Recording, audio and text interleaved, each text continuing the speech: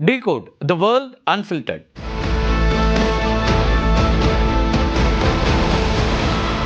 அமெரிக்க அதிபர் Donald Trump உலகத்தை எப்படி பார்க்குறார் அப்படின்னு எடுத்துக்காட்டிய ஒரு நிகழ்வாக ஐக்கிய நாடுகள் சபையினுடைய அவருடைய பேச்சு இருந்துச்சு அப்படின்னு சொல்லலாம்.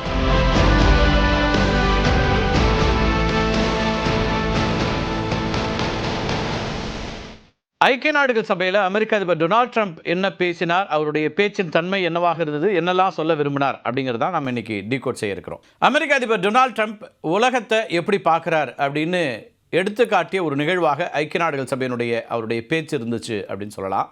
அவருடைய வலதுசாரி சித்தாந்தத்தை உலகத்திற்கு தெளிவாக விளக்கியிருக்கார் அப்படின்னே கூட சொல்லலாம். 6 ஆண்டுகளுக்கு பிறகு ஐநா சபையில் ட்ரம்ப் ஒரு உரையை நிகழ்த்தியிருக்கிறாரு. இப்போ இந்த உரையை பொறுத்த வரைக்கும் அவருடைய ஆதரவாளர்களை பொறுத்த வரைக்கும் ட்ரம்ப்பிசம் அன்பிளக்டு அப்படின்னு சொல்லலாம். அப்படி இருந்துச்சு. அவருடைய கிரிட்டிக்ஸ் விமர்சகர்களுக்கு ட்ரம்ப்பிசம் அன்ஹேங்டு அப்படின்னு சொல்லலாம். அனுமதிக்கப்பட்டது 15 நிமிடங்கள் தான். ஆனால் 1 மணி நேரம் வரைக்கும் உரை நிகழ்த்தினாரு ட்ரம்ப். ஐக்கிய நாடுகள் சபை, ஐரோப்பிய நாடுகள், ரஷ்யா, சீனா, இந்தியா அப்படின்னு யாரையுமே விட்டு வைக்காமல் எல்லா நாடுகளை குறித்தும் எல்லா அமைப்புகளை குறித்தும் விமர்சனங்களை முன் வச்சுக்கிட்டே இருந்தார். ஏன்னா அவர் தான் பெரிய அண்ணன்ல, அதனால் எல்லாரையும் விமர்சிக்கிற இடத்துல இருந்து பேசியதாக தான் பார்க்க வேண்டியிருக்குது. லண்டன் மேயர் சாதிக் கான் கூட ட்ரம்ப்போட விமர்சனத்திலேருந்து தப்பிக்கலை. லண்டன் மேயர் சாதிக் கான் அங்கு ஷரியத் சட்டத்தை திணிக்க முயற்சி செய்கிறாரு அப்படின்னு ஆதாரம் இல்லாத ஒரு குற்றச்சாட்டை ட்ரம்ப் முன் வச்சார். இந்த குற்றச்சாட்டு முற்றிலும் பொய்யானது அப்படின்னும் வெறுப்புணர்வை தூண்டக்கூடியது அப்படின்னும் சாதிக் கானோட அலுவலகம் உடனடியாக அதுக்கு மறுப்பு தெரிவிச்சிருக்கு. அது ஒரு பக்கம். இப்போ ட்ரம்ப்போட உரையினுடைய தொடக்கத்திலே என்ன பண்ணுறாருன்னா, தன்னையும் தன்னுடைய நாட்டையும் பாராட்டிக்கிறார். தனக்கு தானே பாராட்டிக்கிறார். நாங்கள் எவ்வளோ உயர்ந்தவர்கள் தெரியுமா, நாங்கள் எப்படியெல்லாம் செய்கிறோம் அப்படின்னு தான் தொடங்குறாரு. அமெரிக்கர்கள் தற்போது பொற்காலத்தில் வாழ்ந்து வருகிறார்கள். நான் தலையிட்டு 7 போர்களை தடுத்து நிறுத்தியிருக்கிறேன். இதெல்லாம் ட்ரம்ப் ஐக்கிய நாடுகள் சபையில் பேசிய பேச்சிலிருந்து சில விஷயங்கள். இப்போ ஒரு பொற்காலம், அமெரிக்கா ஒரு பொற்காலத்தில் இருக்குதுன்னு அவரே கிளைம் பண்ணிக்கிறாரு. 7 போர்களை நான் நிறுத்தியிருக்கேன். அவர் தனக்கு அமைதிக்கான நோபல் பரிசு கொடுக்கணும் அப்படிங்கிறது அவருடைய எதிர்பார்ப்பு. அதை நீங்கள் கேட்டுக்கிட்டே இருக்கார், வெளிப்படையாகவே கேட்டுட்ருக்கிறார். அவர் சொல்லக்கூடிய இந்த 7 போர்களை நிறுத்தினேன்னு சொல்கிறார் இல்லையா, அதில் ஒன்று இந்தியா பாகிஸ்தான் போரையும் திரும்பவும் சொல்கிறார். அணு ஆயுத நாடுகளுக்கு இடையேயான போரை வர்த்தகத்தை காட்டி நான் தான் நிறுத்தினேன் அப்படின்னு சொல்கிறார். கிட்டத்தட்ட இது 40வது முறையாக டொனால்ட் ட்ரம்ப் இந்த கருத்தை சொல்கிறாரு இந்தியா பாகிஸ்தான் போரை பொறுத்த வரைக்கும். ட்ரம்ப்போட இந்த பேச்சை இந்தியாவும் பாகிஸ்தானும் அதிகாரப்பூர்வமாக இது வரைக்கும் ஏற்றுக்கொள்ளவில்லை அப்படிங்கிறது ஒரு பக்கம் நம்ம பார்க்கணும்.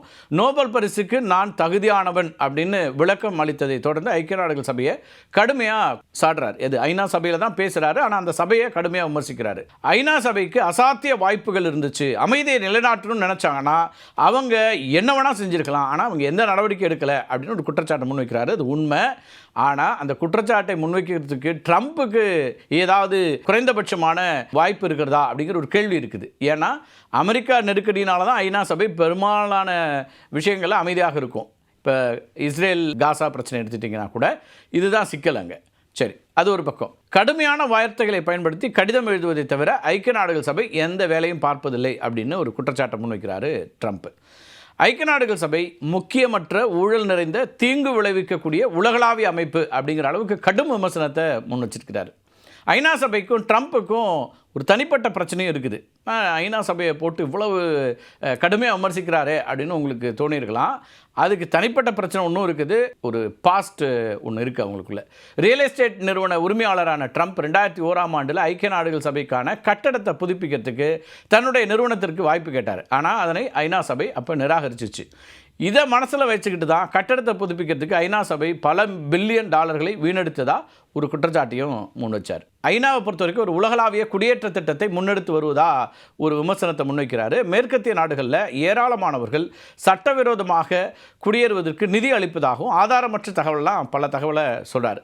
இந்த சட்டவிரோத குடியேறிகளால் ஐரோப்பிய நாடுகள் நரகத்திற்கு செல்கின்றன அப்படிங்கிற ஒரு எச்சரிக்கையும் கொடுத்தார். இப்போ சமீபத்திய ப்ரொட்டஸ்ட்லாம் நடந்தது இல்லையா, வலதுசாரிகளுடைய எதிர்ப்பு போராட்டங்கள், அதாவது குடியேற்றங்களுக்கு எதிராக நடத்திய போராட்டங்கள், அதையெல்லாம் மீன் பண்ணி தான் அவர் பேசுகிறாரு. இப்போ பொற்கால ஆட்சின்னு அமெரிக்கா சொன்னார் இல்லையா, இப்போ அந்த ஆட்சியில் குடியேற்ற விவகாரங்கள் எப்படி இருக்குங்கிறத பற்றியும் பேசியிருக்காரு. குடியேற்ற விவகாரங்களில் தன்னுடைய அரசு சிறப்பாக செயல்படுகிறது, ஆவணங்கள் இல்லாதவர்களை கைது செய்து நாடு கடத்துவதன் மூலமாக எல்லை தாண்டி அமெரிக்காவுக்குள்ளே நுழைவது குறைந்திருக்கிறது அப்படின்லாம் கருத்தை பதிவு பண்ணியிருக்காரு. இது மட்டும் இல்லாமல் பருவநிலை மாற்றம் அப்படிங்கிறது ஒரு ஏமாற்று வேலை அப்படின்னு ட்ரம்ப் வந்து ஒரு முக்கியமான குற்றச்சாட்டை முன்வைக்கிறார். பசுமை இல்ல வாயுக்களால் பூமி வெப்பமாகிறது அப்படிங்கிற அறிவியல் கருத்தை தான் அடியோடு நிராகரிப்பதா சொல்றாரு. இப்போ அறிவியலை நிராகரிக்கிறதுக்கு ஏதாவது அறிவியல் பூர்வமான ஒரு கருத்தை அவர் முன்வைக்கணும் இல்லையா, ஆதாரப்பூர்வமான கருத்தை முன்வைக்கணும் இல்லையா, அப்படிலாம் எதையும் சொல்லலை.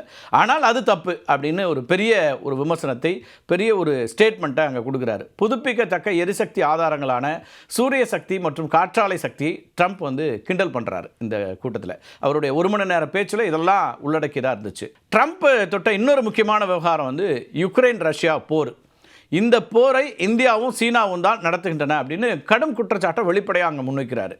ரஷ்யா கிட்ட இருந்து ஐரோப்பிய நாடுகள் எரிசக்தி வாங்குவது தனக்கு சில வாரங்களுக்கு முன்பு தான் தெரியும் அப்படின்னு கிளைம் பண்ணிக்கிறாரு. இப்போ தொடர்ச்சியாக இந்தியா மேலே அவர் வைக்கக்கூடிய ஒரு குற்றச்சாட்டுக்கு வந்து யுக்ரைன் ரஷ்யா போரில் நாம் வந்து ரஷ்யா கிட்ட இருந்து கச்சா எண்ணெய் வாங்குகிறோம், அது நம்ம நாட்டுக்கு தேவையாக இருக்கிறது, விலை குறைவாக இருக்கிறது, அல்ல நமக்கான அடிப்படை தேவையின் அடிப்படையில் இந்த வேலைகளை நம்ம செஞ்சுட்ருக்கிறோம்.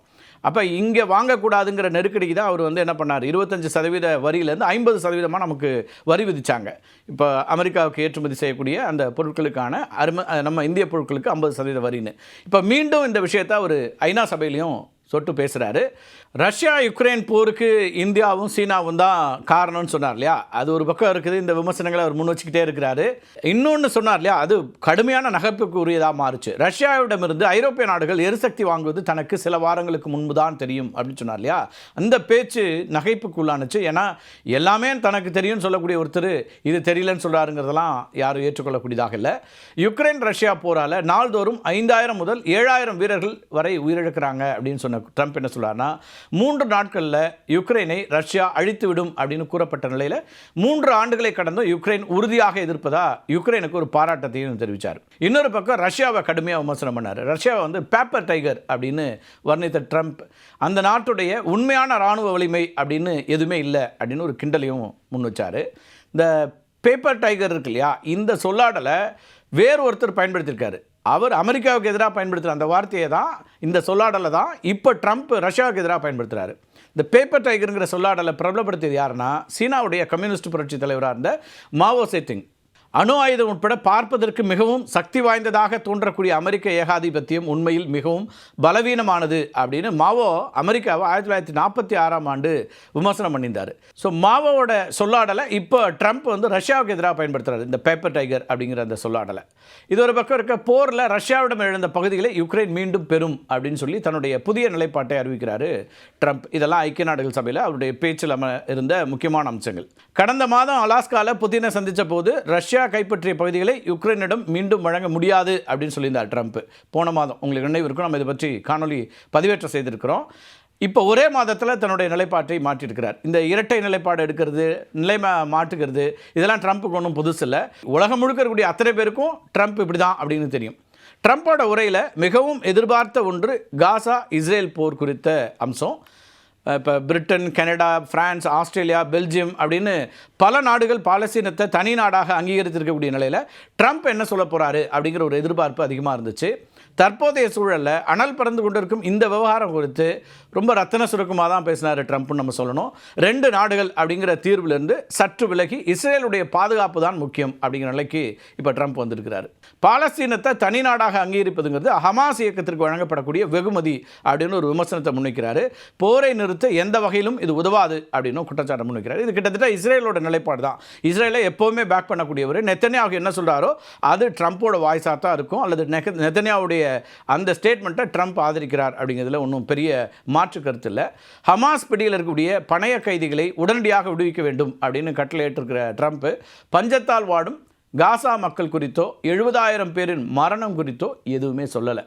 அப்போ அவருடைய நிலைப்பாடு எங்கே இருக்குது, அவர் இந்த விஷயத்தில் என்ன செய்கிறாரு, அமெரிக்காவோட நிலைப்பாடு என்ன அப்படிங்கிறத நமக்கு வெட்ட வெளிச்சமாக தெரியுது. இஸ்ரேலை பேக் பண்ணுறாங்க.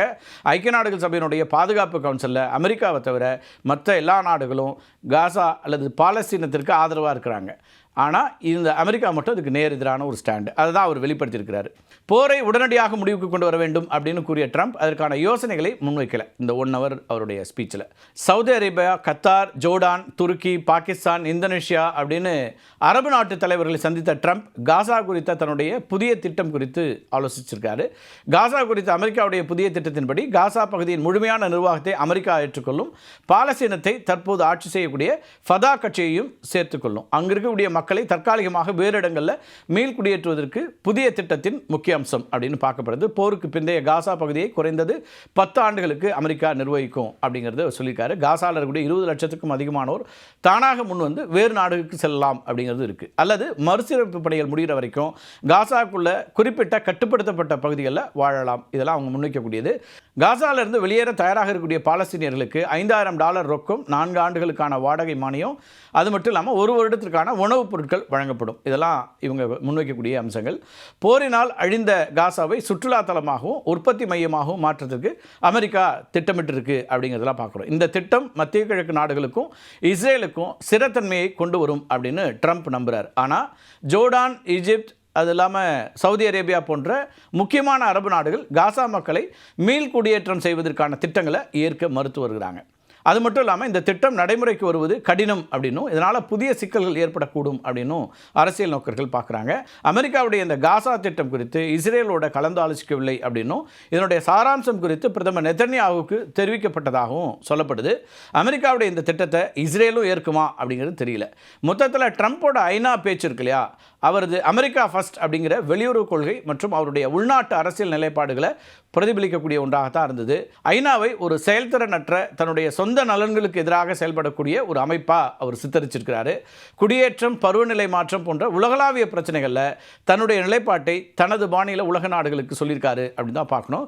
முழுக்க முழுக்க வலதுசாரியாக அமெரிக்கா ஃபர்ஸ்ட் அப்படின்னு சொல்லும்போது இன்றைக்கி வந்து உலகமே ஒரு நாடு அப்படின்னு மாறிட்டு இருக்குது. டெக்னாலஜி வளர்ந்துட்டு இருக்குது. வர்த்தகம், எல்லோரும் வெவ்வேறு சந்தைகளை நோக்கி நகரக்கூடிய இடத்துல இருந்து ட்ரம்போட இந்த நகர்வுகள் இருக்கு இல்லையா, இது ஐக்கிய நாடுகள் சபையும் விட்டு வைக்கல. உலக நாடுகளுக்கு பற்றியும் பல நாடுகளை பற்றியெல்லாம் விமர்சனங்கள் எல்லாம் முன் வச்சிருக்கிறாரு. நான் மட்டும்தான் பெரிய ஆள், பெரிய அண்ணன், அமெரிக்கா தான் பெரிய அண்ணன் அப்படிங்கிறத மீண்டும் சொல்லக்கூடியதாக தான் அவருடைய இந்த 1 மணி நேர உரை அமைந்திருக்குன்னு நம்ம பார்க்கலாம். மீண்டும் ஒரு காணொலியை சந்திக்கலாம் நண்பர்களே. நன்றி, வணக்கம்.